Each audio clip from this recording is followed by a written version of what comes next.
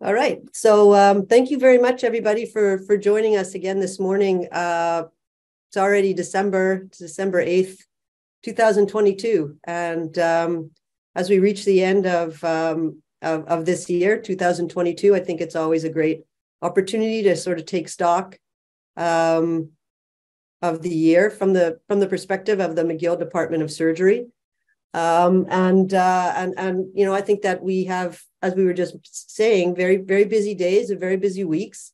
And sometimes it's hard to see progress, hopefully, being made when we're sort of always in the eye of the hurricane. But I think that it's important to take stock and look at where we are and where we want to be, and also celebrate many of the really great things that we have, and in so many ways that we're so lucky to have each other, and many incredible resources and programs, and a really great surgical executive leadership group that I think is very engaged, and I appreciate they're all helping put this review together for you today.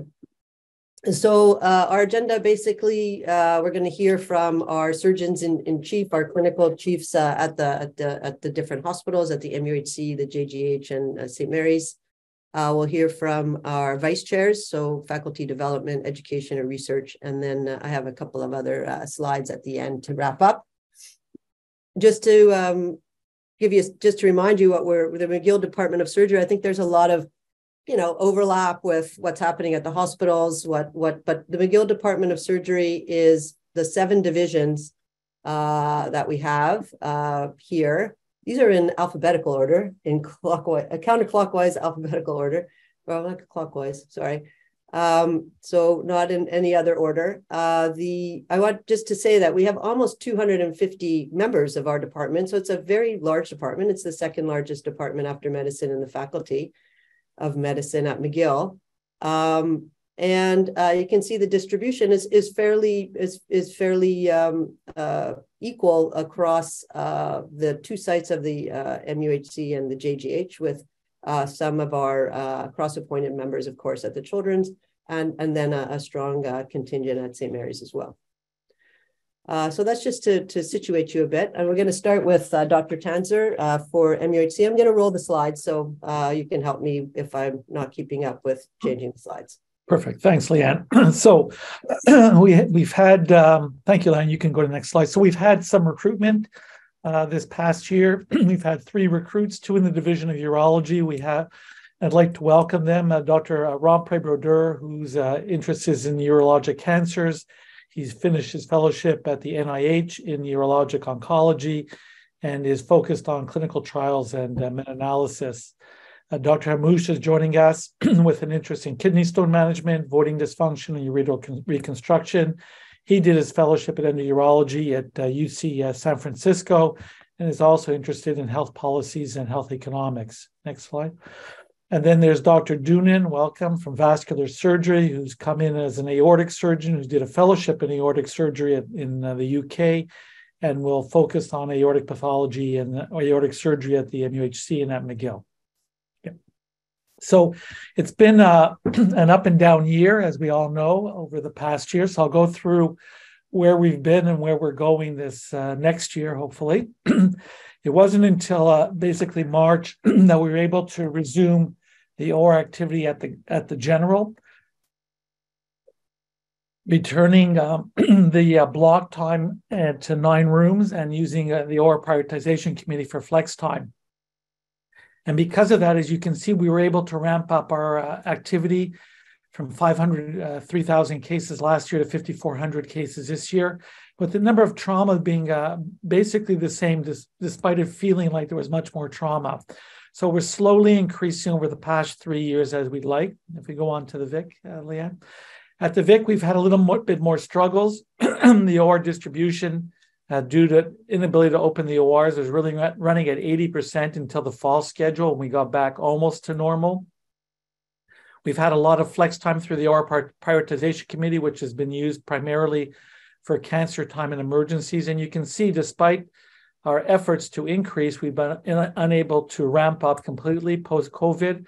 We actually are down 300 cases from the year before, but you can see the number of emergencies has gone up dramatically at the Vic, almost 400 cases more. So there's been a little bit of a shift. We've been very lucky with the PACU to maintain beds, which is one of the reasons that we were able to do many cases without cancellations. The next slide. Not as good at Lachine. Lachine has had difficulty running their rooms due to staffing issues. They basically, on average, run 1.7 rooms over the past year. And you can see that's had a dramatic decrease in the non-ophthalmology cases from 1,091 to 744 this year. The number of ophthalmology cases has remained constant because we've been doing them at the CMS, and we'll do about 5,000 ophthalmology cases there this year. Next. So we've had a lot of challenges. Certainly the number of patients coming back to be seen has increased, and the number of patients on the wait list have increased. So you can see that the cancer wait list, we're not doing as well on the 28-day cancer wait list over the since before COVID. We've gone down to 38%. The 56-day wait list as well has dropped from 85 to 79%. And you can see the total number of patients on the wait list has increased to almost 1,000 patients. So as we're doing and struggling to do more, but not doing more, our wait lists have continued to increase dramatically. And fortunately, the flex time has dealt with a lot of these cancer patients. It would be much worse, but it really has not gotten back to our pre-COVID levels. Next. So as I've mentioned, these shortages, we've had bed closures at the OR closures at the MGH, the OR, and Lachine over the past year. We have not been able to ramp up to our 2019 or 2020 pre-COVID levels. And we've had significant issues at the MGH site due to bed closures, which has resulted in many, many cancellations because of lack of beds. This hasn't been an issue at the RVH site because of the PACU, which is very fortunate. So if we next slide. But we do have strategies going forward in this coming year. We do have a mismatch in the staffing across sites. Staffing like nursing and RTs can only move across sites on a voluntary basis due to unionized contracts, but anesthesia and surgeons obviously can move across sites on a voluntary basis as well. And so because we have a shortage of anesthesia at the RVH and Lachine sites, and we have a shortage of RTs at the MGH site, we have the opportunity to move anesthesia across sites. And so they'll be working at the RVH and Lachine in the new year to increase the OR activity there as we unfortunately decrease OR activity at the MGH site.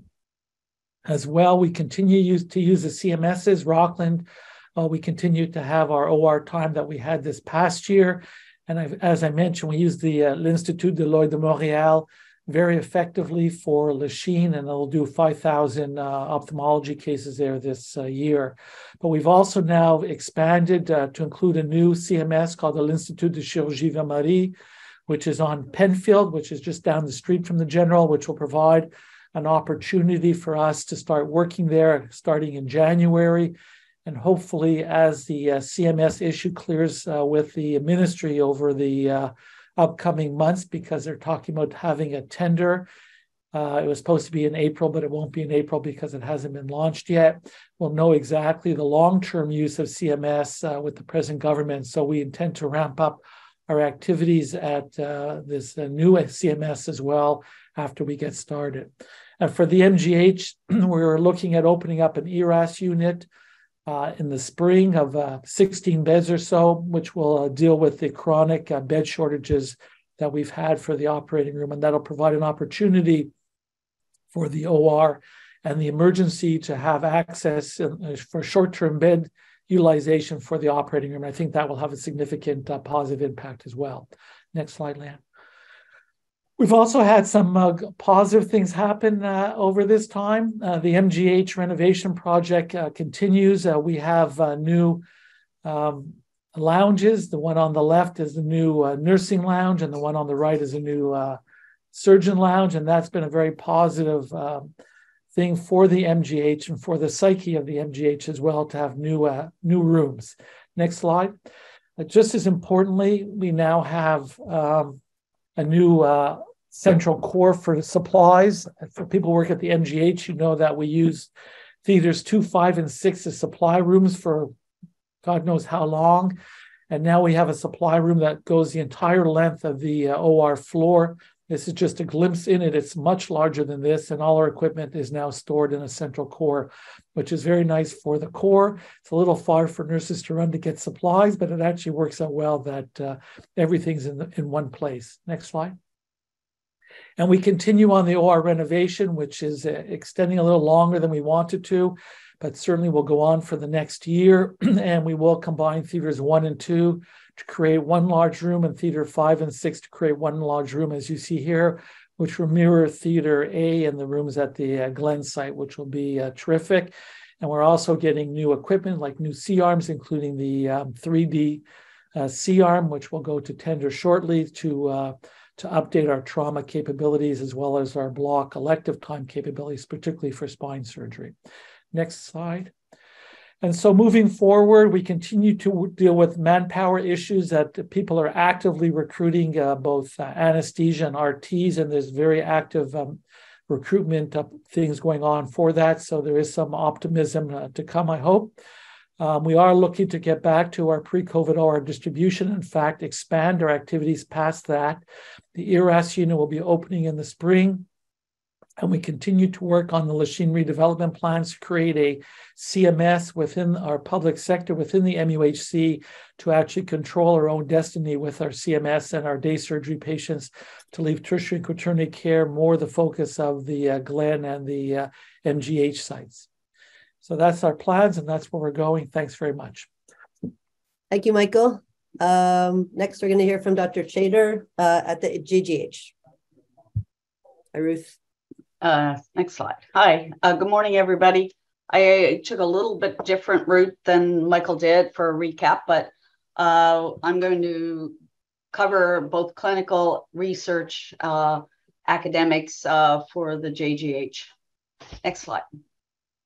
So in our operating room, we're currently running 11 rooms. We managed to get to 12 rooms in September, but we weren't able to maintain it due to leaves from our nursing colleagues. So we're currently running 11, plus we have 7 rooms a week at Rockland outside of the cataract surgeries that we do at Rockland. Pre-pandemic level, we were running 13 rooms, and it doesn't look like we're going to get to that in January. We'll, if we count Rockland as our 12th room, we'll probably still be maintaining 11 here and 1 at, or 7 rooms at Rockland per week. The problem, nurses are slowly trickling back from leave, but we're short anesthetists now, which is strange for us. We had 1 leave in August, 1 retire in August, 1 is retiring in January, and 1 is on medical leave. So we're going to have a problem maintaining even, I think, 11 rooms here in January. The main issue in the fall was the lack of nursing resources. Right now, our respiratory therapist numbers is stable, and it looks good. I think we're going to be able to maintain our RTs for the next year or so. Next slide. So our problem right now with maintaining a full schedule is COVID. We're testing all our patients still within 48 hours of the elective patients within 48 hours. But it's coming down to whether or not we need for testing. It's taking a lot of resources because every patient who tests positive, then they're doing viral loads, and then they're making a decision. Oh yeah, they tested positive 2 months ago, so they're COVID recovered or not COVID recovered, and it's havoc with the schedule. And then it's trying to reschedule the patients who test positive. Anesthesia has been very adamant that elective patients should probably wait 7 weeks prior to having elective surgery. And we've been kind of, pushing that. And for cancer patients, they're making an exception, but for patients for arthroplasty and things like that, they're very adamant that they don't want to do any patient that's less than 7 weeks COVID recovered. We also having staffing issues when either the staff or the children of the staff get positive, either with COVID or this fall it's been flu, you know, and speaking from experience, COVID is much milder now than the flu is, and it's causing havoc. In terms of our operating room, we're currently renovating room 9. Room 9 was never done when we did all the other rooms. It's our second hybrid room, so we're going out to tender shortly for our new C-arm, which will have the capability of doing not just cardiac and vascular, but it will also be doing ortho and spine in that room. So we're redesigning this room 9 so that it can be more polyvalent than the current room 10, which we have, which only cardiac and vascular can use. Next slide. So that is, in terms of our rooms, our beds we're maintaining, except in January, they're renovating the legacy building, which is the old building. And we have 2 surgical floors in the old building. And we're going to lose 25 beds from the hospital in January as they start doing floor by floor. And this is probably going to go on for 3 to 5 years. So we have come up with an alternative, which is our short stay is also going to be the backside of our PACU, where we can probably have 5 short stay patients. And so we're going to staff that. And we're hoping that we'll be able to maintain our surgical program even with the loss. All 25 beds are not obviously surgical, but they're going to demand more of surgical beds than they are of medicine, because all of the patients from medicine are coming through Emerge, and most of the elective patients are coming through our surgical beds. So we're getting our length of stay down. As you know, that right now the government is going to be paying for point of care, and they've decided length of stay for arthroplasty, which is the first one that they're starting with. And so we've been very good about getting our length of stay down. So we're hoping that will help in terms of keeping our beds flowing. Our academic contribution, we have program directors. Jean-Sébastien Pelletier is the program director for Surgical Foundation. Emmanuel Moss is program director for cardiac surgery, and Jason Bain is program director for vascular surgery.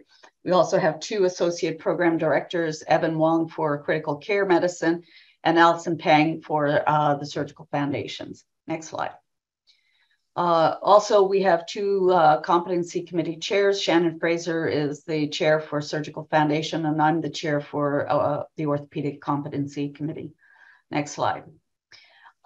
We also have 2 academic positions. Gabby Gidalescu is Assistant Dean for PGME, and Simone Bergman is Assistant Dean for UGME. Next slide. So our new hires for ENT ORL, we got Emily K. Rivet. She is an audiologist, and she started early in the fall, and she'll be helping out with our audiology program. Next slide. I know neurosurgery really doesn't fall under the Department of Surgery, but Solon Schur is a new hire in our surgical program, and he specializes in skull-based tumors and spinal surgery. General surgery, Karen Martel is joined us early in the fall. She's a breast oncologist, and she's also covering CTU3, which is our emergency unit. And she's joining our large breast oncology team. In urology, I guess we're both claiming Alexi. Alexi has got half-time MGH or MUHC and half-time JGH. And as Michael said, he's specializing in oncology and robotic surgery. And Dr. Singh is specializing, he's a urologist who specializes in reconstructive urology, and he'll be slowly taking over from Dr. Brzezinski, who is slowly retiring. Next slide. Then I just wanted to go through quickly. I didn't get all of my divisions, but vascular reported that they've had 6 publications in peer-reviewed journals, and they've got a $20,000 grant for Gore Educational. Next. Plastics had 6 publications, 1 book chapter. They're currently the lead on 1 randomized control trial, and they've had 3 either national or international presentations in the last year. Cardiac surgery has had 7 publications. ENTORL, our big team, they've had 18 publications, multiple grants, and bursaries, and the research grants are totaling $757,000. Next slide. Colorectal, there's been a lot, especially by Mary-Lise Boutros. She's had multiple grants and multiple awards over the last year. Next slide. These are different grants, and the opera study, we've got $558,000, which was awarded to Mary-Lise, Carol Ann, Nancy, and Gabby for the opera study. Colorectal had 14 podium presentation, 19 poster presentation, 5 grants, and 18 publications in the last year. General surgery, again, a lot of awards. Evan has had multiple awards with multiple grants over the last year.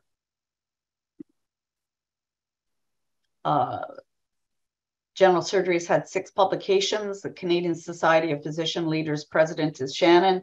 The FRSQ award is Stephanie. President-elect for the Canadian HBA Association is J.S. Pelletier. And JS also got the General Surgery Teaching Award. And I also want to say a shout out to Shannon. She took over as our command center, which is involved with bed flow. And she's done a remarkable job in keeping the surgery program going, because she's in charge of making sure that the beds flow and that we get the turnover that we need to be able to maintain our program. I recommend a command program for everybody, by the way. Thank you. That's all for the JGH. A couple of our divisions didn't report in, so I haven't got all of the information. Thank you very much, Dr. Chaytor. I'm just going to thank you for that overview. And we're going to move to Ron Dimentberg. Dr. Dimentberg is now a surgeon-in-chief at St. Mary's and for the CIUS West de Lille, and joined replacing Dr. Tatarin this year in 2022. So I don't know if you're here, Ron, but if you are, then take it away. I'm here. Good morning, everybody. I'm going to take a little bit different tact as well. This will be short and sweet. So at St. Mary's, we're 57 surgeons. The distribution is listed below. CIUS-wide, we're a big group, 127 surgeons, but we're going to concentrate for the purposes of this on the St. Mary's group. You can see the distribution of our surgical divisions listed there. I'll just start off by saying that unlike some of what we've just heard from the other 2 department chiefs, we've been very lucky at St. Mary's that we've managed to retain our nursing staff in the operating room. As a result of that, we have been running our full allotment of 6 rooms plus our cystoscopy room. Our major OR access issue has been one of really bed availability and that annoying last minute inpatient surgery cancellations because of the relatively frequent situation of not having beds to place those patients. You can move on to the next slide, please. From a recruitment perspective, we've had 2 new recruits this past year. Dr. David Chan on ENT did his medical school in University of Ottawa, did his residency training at McGill, did a fellowship in endoscopic sinus surgery in Australia, and has joined our staff in ENT at St. Mary's. And Dr. Raphael Galli has joined our staff recently in plastics, having done a plastic surgery residency in South America, a fellowship in craniofacial surgery, and then repeating his residency training here at McGill, followed by a master's degree And we're happy to have both of them on our staff at St. Mary's. For 2023, planned recruitments include 2 colorectal surgeons in general surgery, which has been arranged prior to my taking over as chief. Our general surgery department is planning on increasing and further developing a colorectal surgery program, and we're working in conjunction with gastroenterology, which is a bit of a tough squeeze, so to say, to get colonoscopy time for these surgeons that will be joining us in 2023. And Dr. Jason Khoury will be joining us in July of 2023, graduate from our residency program, and has just completed 2 fellowships programs as well. Next slide, please. From a research perspective, after I received Leanne's invitation, I sent out an email to all of the staff at St. Mary's asking about their research contributions for 2022. I received a reply from 20 of our 57 surgeons, which gives me a very inaccurate data to report to you. But out of those 20 surgeons, we have 33 publications that are in 2022, including some publications that are listed as accepted but not yet published. Next slide, please. From a fellowship perspective, there's only orthopedics that has a fellowship program at St. Mary's. Our arthroscopic surgery fellowship program is in its 13th year. Our arthroplasty fellowship program is in its 5th year. We have third-party funding that enables us to fund one of our 2 fellows yearly. 2023, 2024, we just had our completed our interview process, and we've selected candidates from Tel Aviv and Kuwait. Next slide.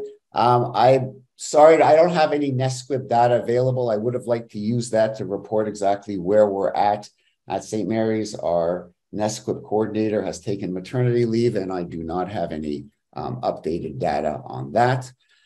And some highlights. I'm basically going to talk about some of the orthopedic highlights because the other divisional directors didn't really add much to what I had asked them.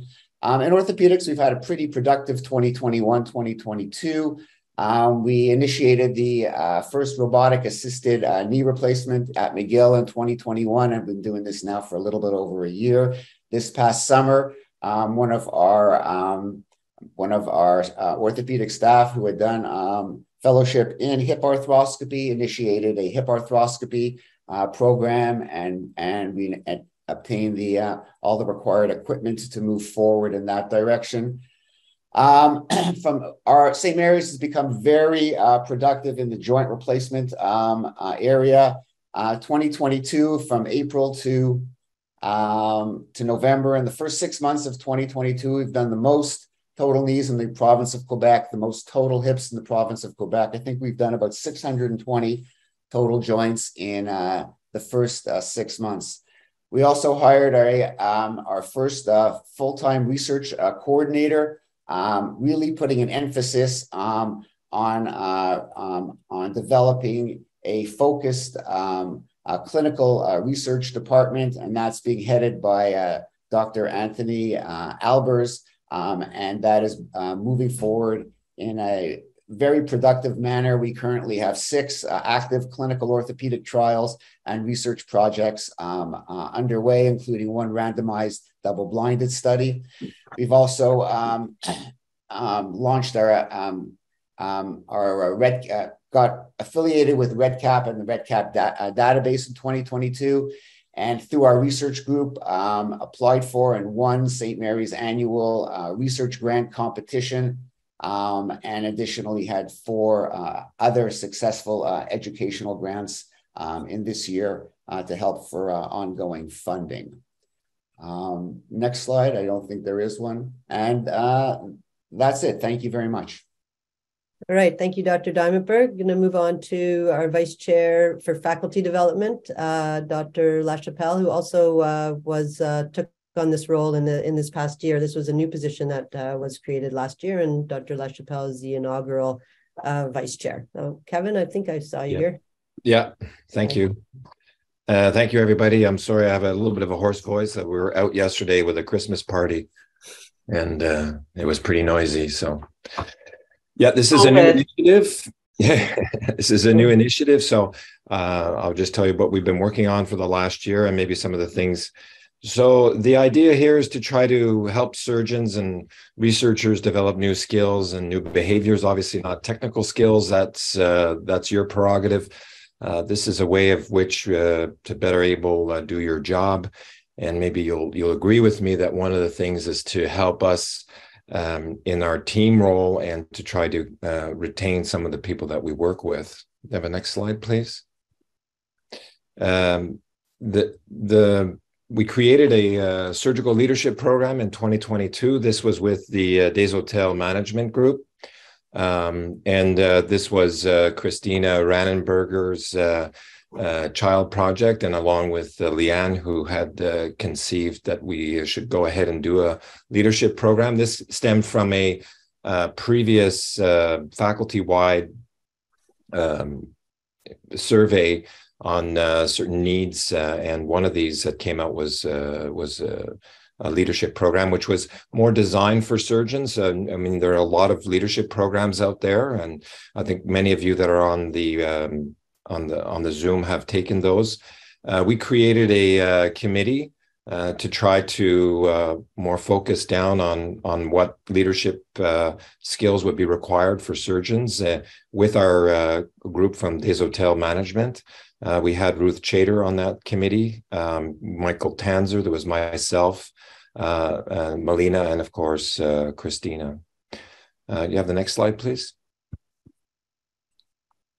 So we had 8 modules. These are the kind of the titles of the modules in a kind of a word cloud. And some of these that came out and then were done through September and December with kind of a hands-on component at the end. They were about modules that lasted 3 hours each. So it was kind of like every Thursday throughout the course of the, and we had 16 participants. And I think people were very, very engaged in this. Some issues, because a lot of this was on Zoom, which in and of itself is, as everybody knows, can be quite challenging, especially for a 3-hour block. But I think a lot of the areas were very well appreciated by the group, and certainly, from what I could tell, certainly at the hands-on session where the groups were divided in teams and had to work through kind of personal projects, you could see that the content was very, very relevant to our situation, and of course, very relevant to individuals.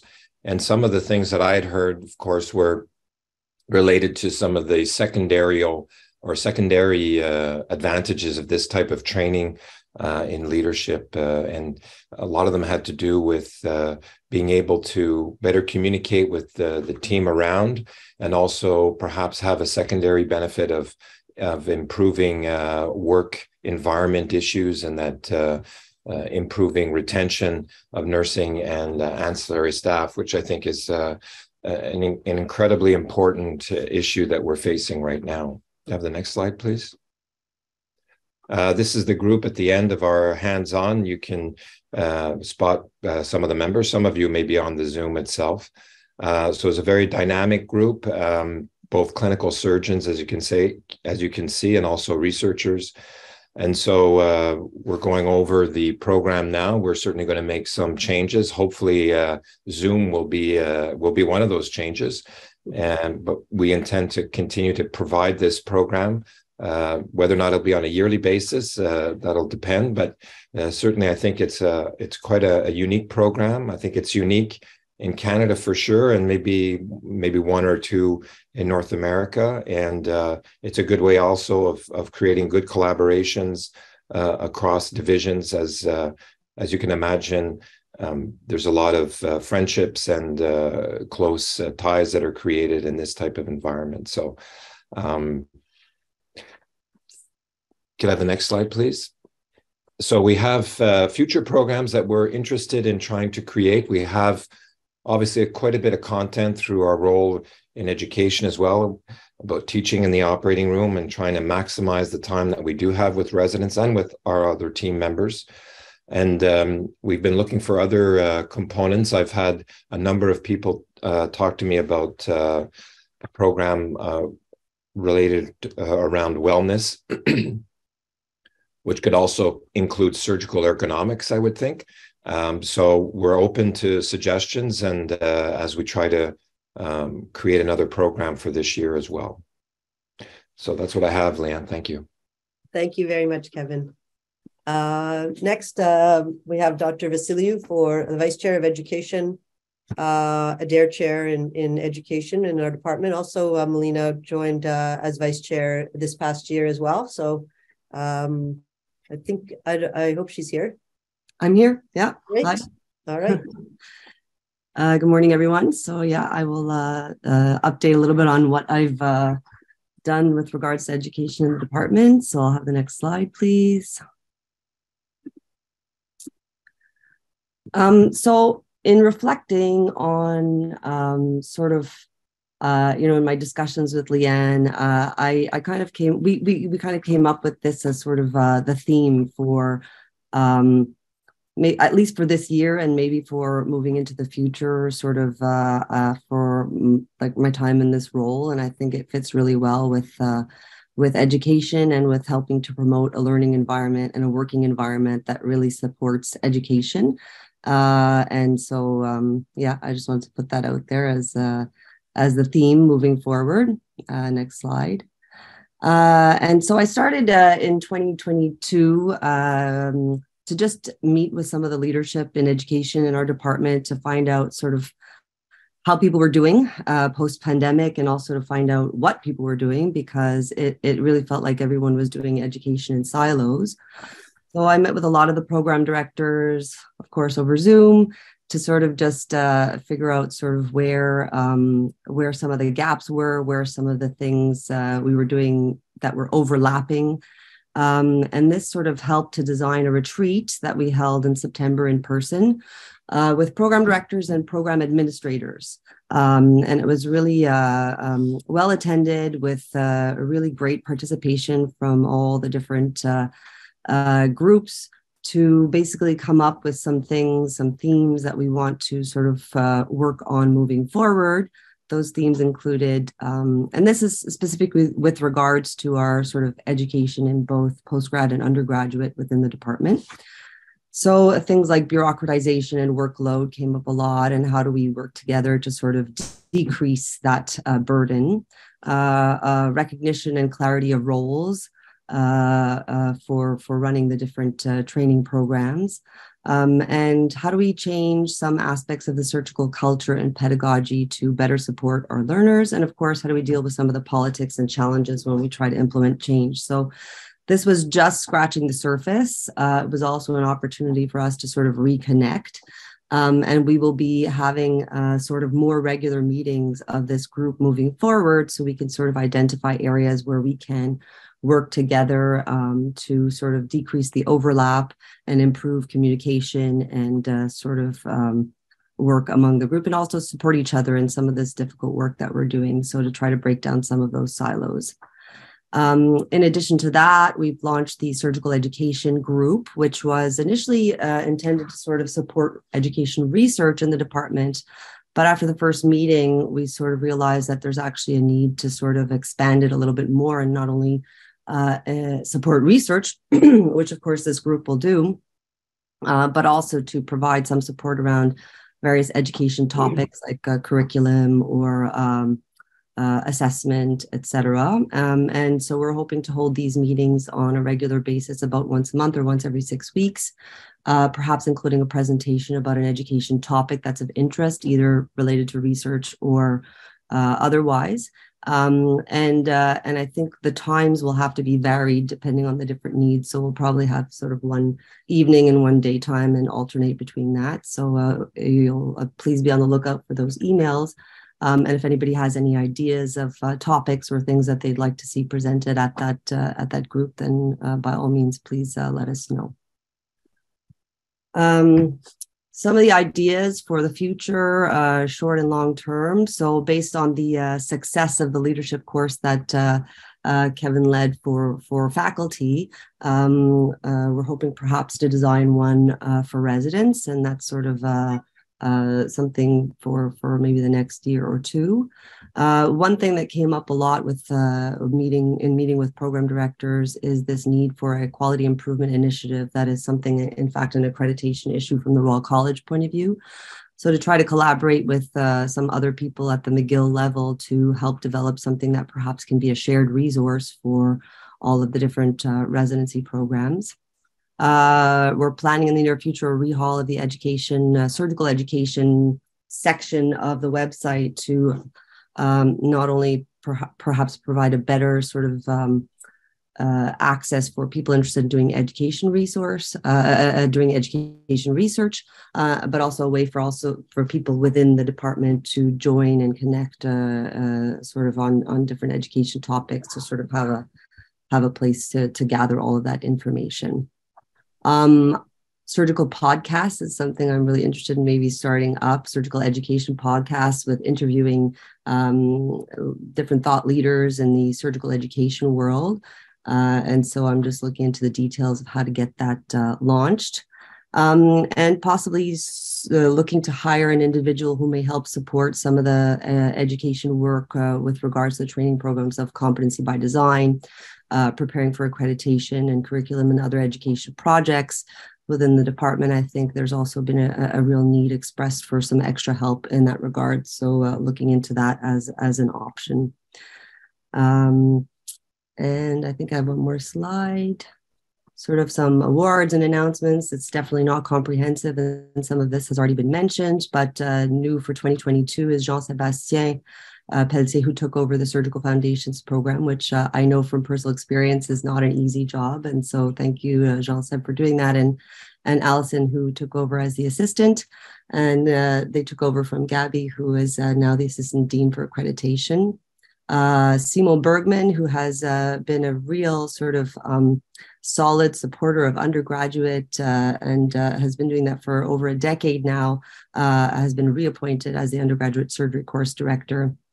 New this year as well, Miriam Wagner, Carlos Gomez, who are PhD education scientists, have been appointed as associate members of the Department of Surgery, and they've been working with many different individuals to support different research and other activities within the department.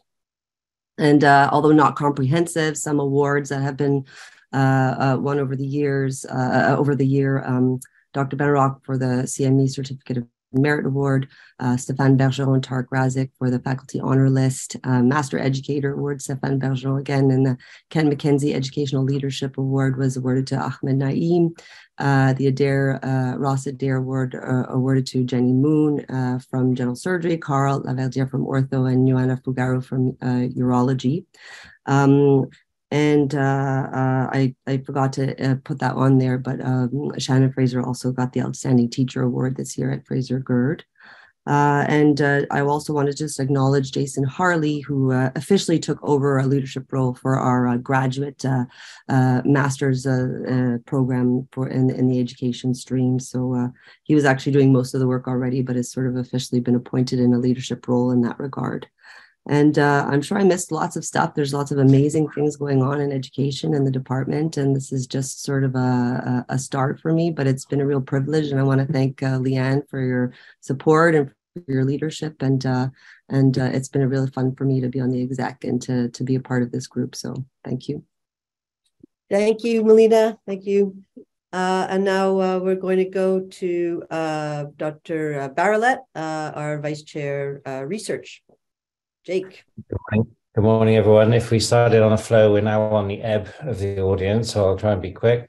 We had 2 graduate programs started last year, Digital Health Innovation and Surgical Outcomes. We've had no graduates yet from those programs. They're growing. We expect our first graduates to come out in the winter semester. Next slide, please. I'd like to take a second to acknowledge and thank Professor Dragomir, who sadly has moved on. Well, very good for her, has moved on to University of Montreal, and she was a a force within health economics and health outcomes in prostate cancer, and of course looked after the graduate program with us. So we wish her much luck. Next slide, please. We'd like to congratulate the following on their promotions: David Lebay, Paul Martineau, Marlies Boutros, Lawrence Lee, and Derek Rosenberg. Congratulations to you all. Next slide, please. This is our publications. We're at around nearly 500. In comparison to last year, that's about the same, slightly under. So if you've got any of those responses to reviewers to sort out, please try and squeeze them out before the end of the year. But hopefully it's not a trend. It's a minor variation. The funding is always very hard to compare because we have so many different sources, the LDI, the RI, McGill, and so on. This is what we've managed to compile from the RI and McGill. And although we have obviously a much lower number in 2022, I don't believe that's because we have half as many or a third as many grants as usual. It's mainly just we haven't yet collected all that information. It's not officially on our list, but certainly we'll be monitoring that and making sure that that isn't a sharp downward trend. Next slide, please. For those of you involved in graduate studies, you're probably aware we had this thing called the Harmonized Stipend. It's a great thing to alleviate student poverty and reduce inequity. In short, though, it's made the cost of an international student to be around $42,000 a year, which the problem with that was it wasn't slowly built up to. It was suddenly dropped on people. And so we are currently seeking alternate funds to help new faculty with students and get them active, emergency hardship funds and so on, because all of our funds are now being used to pay student fees. Next slide, please. Here are our numbers for the graduate program. The key thing really is that the PhD numbers are the highest they've ever been. If you have another click, they should, yeah. This is last year's for comparison. So overall, the numbers are around the same. Obviously, there might be less international master students than there used to be, but PhDs is going up, and we feel this is very important for strengthening our research capability long term. We had a strategic planning process that began in 2021, and then we had a retreat like this summer. For those of you who are involved in that strategic planning, this diagram should be very familiar to you. It's a way of kind of looking at our strengths and our core expertise areas. The green and red is, representing the numbers of people who identify in those programs. Next slide, please. So we had that strategic plan in June this year. These are the people who made it to the end. And thank you to everyone who's participated, whether or not you were there in person. And really, we had these eight different areas kind of worked on what they felt were the most important things to address. And quite amazingly, the plan worked. And we saw these common threads developing that were mainly based around changes to the graduate program, creating interdisciplinary networks and data sharing, and figuring out ways to get the talent that we deserve to support our activity. Next slide, please. This is the third year now that we're preparing to run the Junior Faculty Initiative. Dr. Mwali and I, supported by others, training new faculty for preparation for the FRQS award. We're a bit better at it in our second year than we were in the first year, and hopefully third year will be the best ever. Slide, please. So we'd like to congratulate the recipients of new FRQSs, Marlies Boutros, Cinzia Dimitra, David Lebay, and Josh Vostenbosch, who were successful in their applications. The Clinical Innovation Platform launched in September last year and then promptly closed down because of COVID again, and has been sputtering back into life, but I would say it's open for business and the number of companies is growing. We're approaching 20 companies now, and I can unofficially tell you that we have a funding mechanism in place thanks to the Montreal General Hospital Foundation that provides funding for new companies, and we expect great things from that, and it's really growing in momentum. So it's great that we have a funded incubator in our department. So it was okay to go to the next slide. And it's enabled us to do some innovative things, such as create a surgical robotics lab. If you recall, last year we hired a postdoc, Amir Hushiar. He started with one robot that we found in the simulation center for him. This is now grown to about 5 or 6 robots. And I'm starting to lose track of how many students he has, which is great. And so there's a plan to find a more permanent home for the surgical robotics lab. That's our report. So I don't have time to do more animations for you, but just add the words, write more papers so that we can continue to grow. Thanks.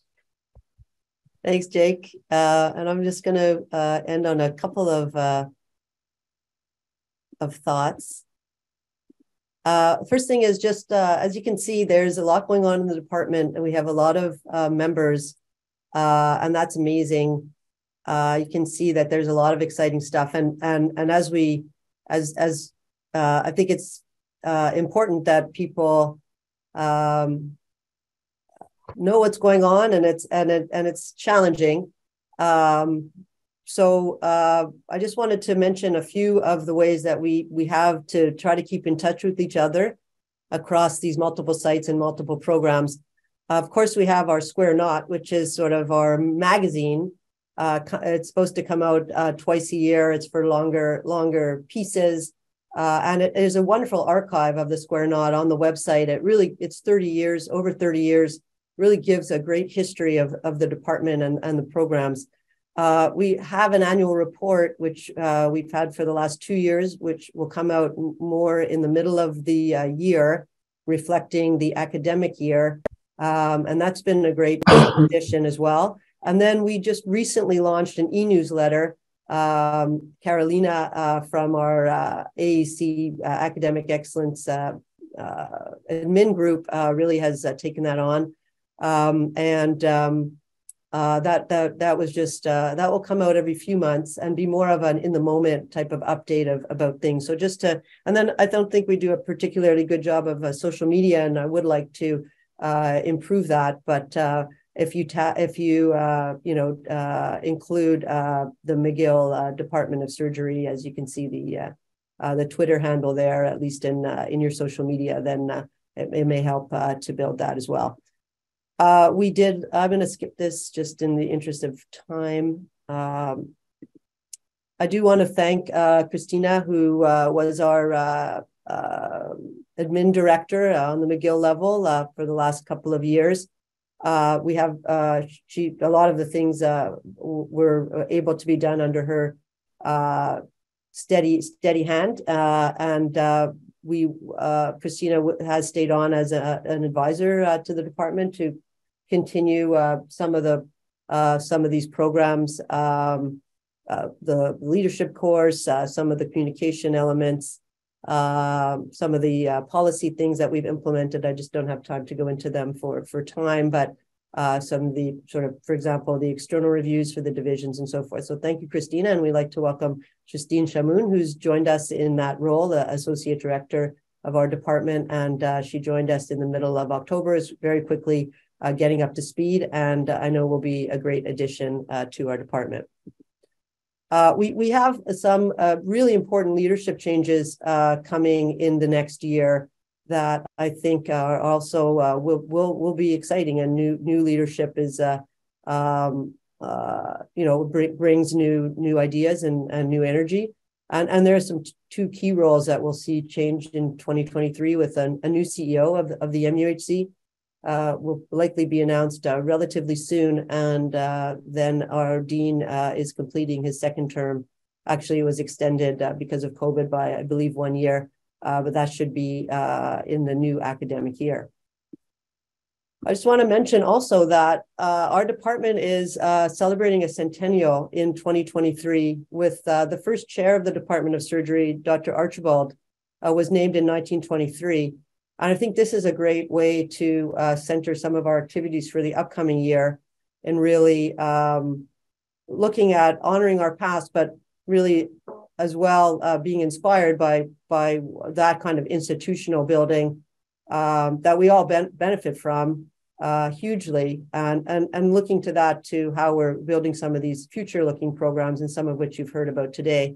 And in conversation with the Archibald family, they have confirmed that they will fund for the next few years at least some of our leadership development courses, which I think is a really nice link historically to Dr. Archibald, and of course building our future leaders as well.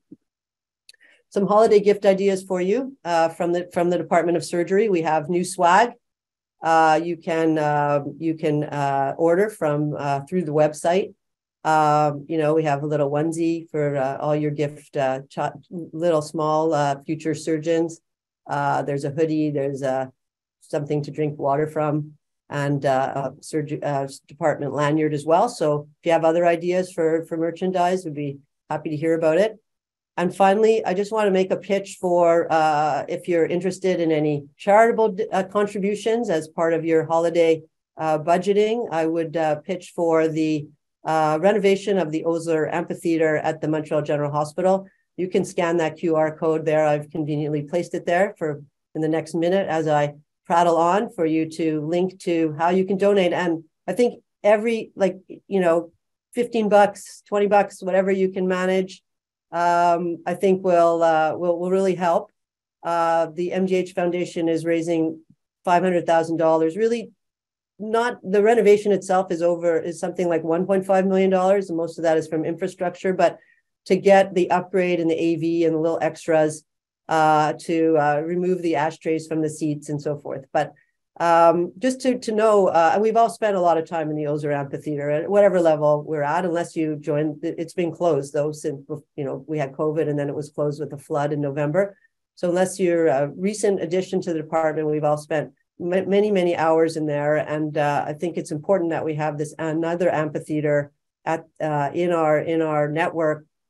Because we need that space for teaching and rounds and so forth. This amphitheater, I saw this plaque just looking back a bit. This was funded by the Women's Auxiliary of the MGH for the renovations and adding special equipment to the amphitheater at the inaugural ceremony in the Centennial. That's 150 years of the MGH. It was officially opened and named the Sir William Osler Amphitheater by Dr. Wilder Penfield, who was recruited by Dr. Archibald to the MNI actually, and it was opened in 1971. So I think 50 years later, it deserves an upgrade, and I hope everyone can dig into their pockets and help support that. Thank you to everybody for participating this morning. Thank you to all our speakers for presenting and a lot of what they've been working on. I think we live in challenging times. There's no question. Our issues are complex. There's no easy answer to them, but you can see that. But we can't let that daunt us. We can't let that stop us. And it didn't stop the people that built this department and these institutions. And we have to continue to work together to chip away and continue to move forward. Because we need to do that for each other, for everyone in our department, and also for our communities, our patients, and the institutions that were developed by our ancestors, and that we have to be good stewards and ancestors for as well. So I hope everybody gets a little bit of time to relax over the holidays, and wish everybody very happy holidays. And again, thank you for joining us this morning, and have a great day. I wanted to wish Leanne happy holidays, and thank you, Leanne, for your leadership. Thanks, Ruth. Thank you. Have a great day. Bye. You too. Bye.